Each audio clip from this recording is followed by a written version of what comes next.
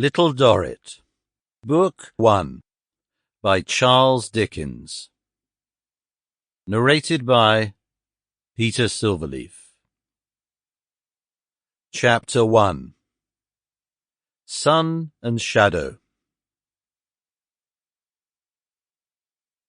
30 years ago, Marseille lay burning in the sun one day.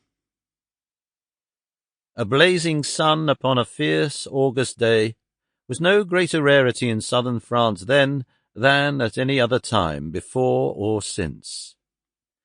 Everything in Marseille and about Marseille had stared at the fervid sky and been stared at in return, until this staring habit had become universal there. Strangers were stared out of countenance by staring white houses, staring white walls, staring white streets, staring tracts of arid road, staring hills from which verdure was burnt away. The only things to be seen not fixedly staring and glaring were the vines drooping under their load of grapes. These did occasionally wink a little, as the hot air barely moved their faint leaves. There was no wind to make a ripple on the foul water within the harbour, or on the beautiful sea without. The line of demarcation between the two colours, black and blue, showed the point which the pure sea would not pass, but it lay as quiet as the abominable pool with which it never mixed. Boats without awnings were too hot to touch. Ships blistered at their moorings. The stones of the quays had not cooled, night or day, for months.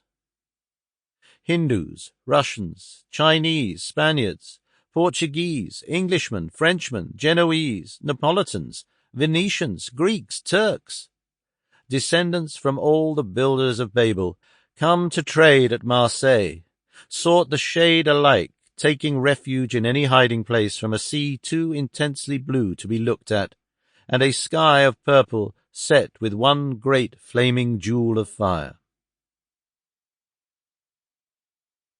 The universal stare made the eyes ache.